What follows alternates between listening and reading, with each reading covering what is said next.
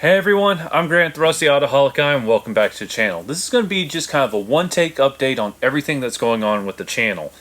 So we're going to talk about my 2006 right-hand drive TJ Wrangler, the 1990 YJ Wrangler Islander, what's going on with it. We're going to talk about my LJ Rubicon because we're going to be doing some work on it coming up very soon.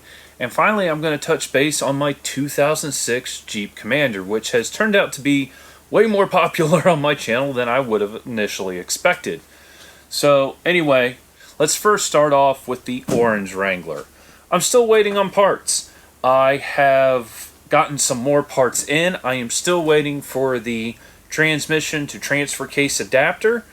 Outside of that, I've gotten, I think, everything I need to hook up the transmission correctly. However, currently I am debating doing another body lift.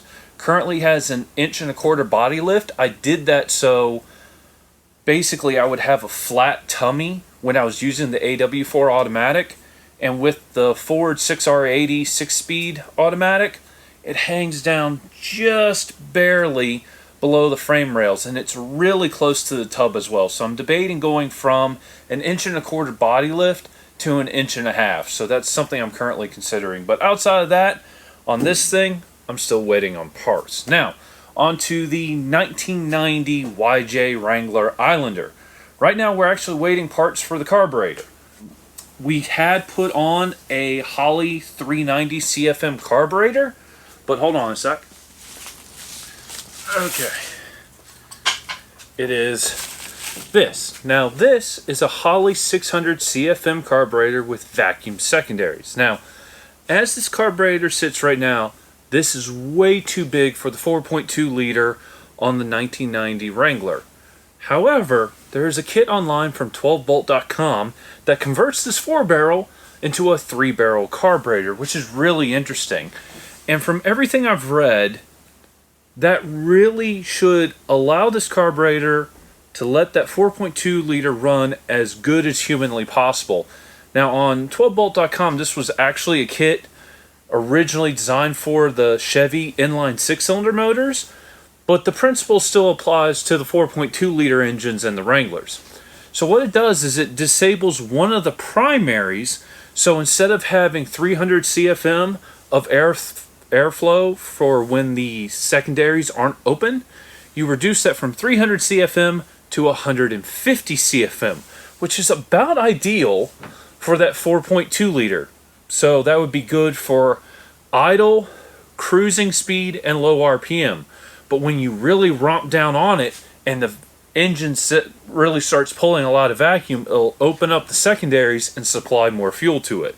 Don't really know how well this is going to work, but not knowing carburetors as well as I should, I figure we're going to try the 390 Holley that's on it right now, see if we can tune it and get it kind of running good. And then we'll try this, modifying the 600 CFM Holley. And once you modify it, it goes from 600 CFM, I think, down to, it's like 450 or 470 CFM. I can't remember the exact numbers. But that's what we're going to be doing soon on the white Wrangler. So that's all the updates we have at the moment for the white Wrangler. Let me put this away.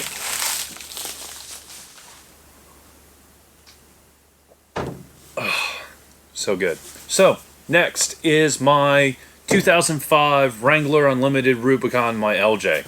That has been my daily driver. It needs a lot of maintenance right now. One of the front end links on the front sway bar is broken. All of the shocks are bad. I actually took it wheeling. It's been a couple of months. It was actually last year. I went wheeling with Jacob, and it became very apparent that the shocks were not good. And actually, I'm going to pull up a clip right here. We had recorded a little bit of it, but it was a holiday, and I really just went to have fun. And while we recorded some of what we were doing, we didn't record a lot of it. But right in the clip you're about to see right here,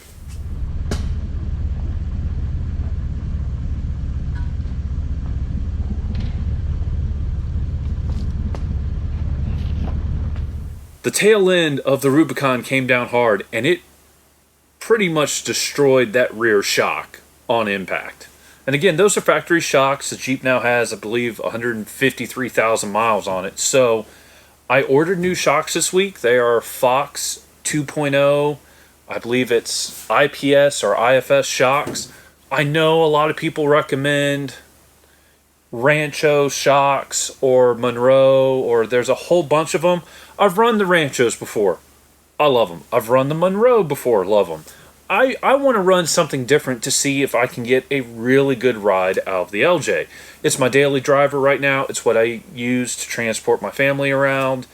And anything I can do to make it ride better is going to be a win. I think also at some point I'm going to go ahead and put adjustable upper and lower control arms on it. It's completely stock right now. It doesn't necessarily need it, but there are things I'm wanting to do to it in the future where going ahead and having those adjustable control arms on it would just allow me to do upgrades in the future and already have some of the parts that I need there on it in place already. And part of that is when I put the upper and lower adjustable control arms on this Jeep, the ride completely transformed. It was more stable in the corners. It felt smoother on the road. So I'm also trying to replicate that with my LJ Rubicon. So that will also be coming up here in the next couple of weeks. So there's the update on the LJ Rubicon. So finally, let's talk about my Jeep Commander, which y'all apparently really love. Those two videos get way more views than I would have ever expected. So here's where we are with it right now. I have not done anything with it. It's sitting right outside on the other side of my shop right now. I'm still waiting on a title. Now, I have the physical title. I filled out the title once with all the paperwork. Here in Virginia, before the global events that are affecting everyone in the world right now, you would just take your title, you would go to a local DMV, you would get your number, you would sit in line, you'd have someone that tells you, oh, fill this out.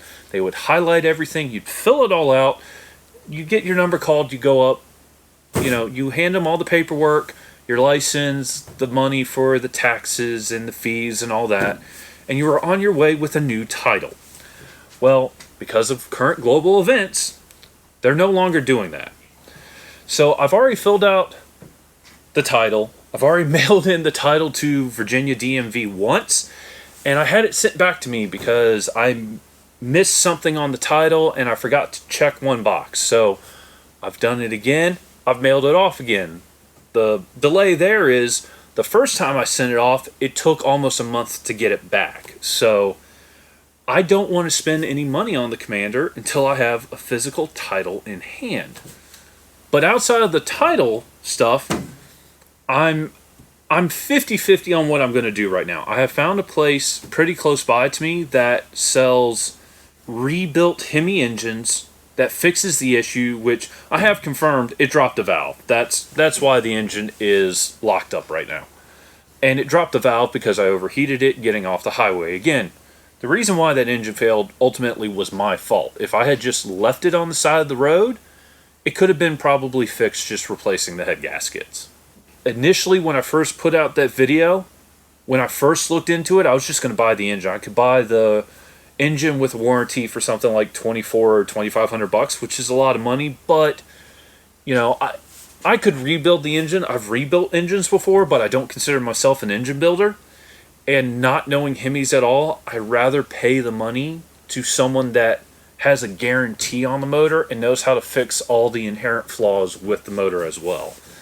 So yeah, right now I'm still debating that. Do I just replace the 5.7 liter, or do I try to find a wrecked or title issue or rusted out Grand Cherokee that has the diesel engine in it, and I do a whole swap?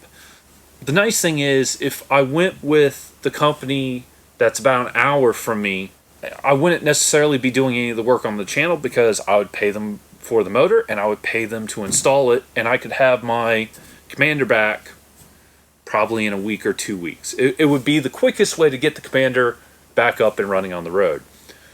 Doing the diesel swap would be cool because I honest to God love diesel engines. I love the technology in them. I love how efficient they are. It would definitely make the Commander get better fuel economy. I'm not arguing that at all. But to really be able to do that swap, I'm going to have everything else kind of finished right now. So I would have to have this orange Wrangler up and running. I'd have to have the white Wrangler up and running. I'd need to do all the maintenance on my LJ Rubicon, because at that point, I would really, to do it effectively and not to lose track of stuff, I would have to have the Commander in one bay and the Grand Cherokee in the other bay, and just kind of swap parts as I go. So again, I'm not sure which way I'm going to go yet. I'm still debating that. There's pros and cons to both. And the biggest pro to just replacing the 5.7 liter and paying the cost of the whole vehicle is it gets it up and running, and I get a 3-year warranty with it. So anyway, there's the update for everything that's going on here.